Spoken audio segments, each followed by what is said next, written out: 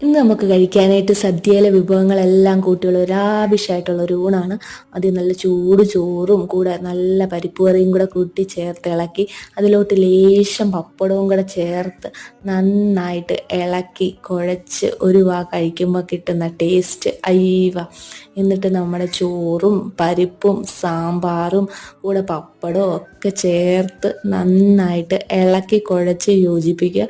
നന്നായിട്ട് യോജിപ്പിച്ച ശേഷം അതിലോട്ട് ലേശം കിച്ചടി എടുത്ത് വെച്ച് അതും കൂടെ ചേർത്ത് തിരുമ്മി കൂടെ ലേശം ടേസ്റ്റ് കൂട്ടാനായിട്ട് നല്ല ഒന്നാം തരം ഇഞ്ചിക്കറിയും കൂടെ ചേർത്ത് ഇളക്കി ലേശം തീയലും കൂടെ വെച്ച് നന്നായിട്ട് ഇളക്കി യോജിപ്പിച്ച് കൂടെ രുചിക്ക് വേണ്ടി നല്ല അവിയലിൻ്റെ ശക്കല അരപ്പും കൂടെ ചേർത്ത് നന്നായിട്ട് ഇളക്കി കുഴച്ച് ഒരു വാ കഴിക്കുമ്പോൾ കിട്ടുന്ന ടേസ്റ്റ് അയ്യവ.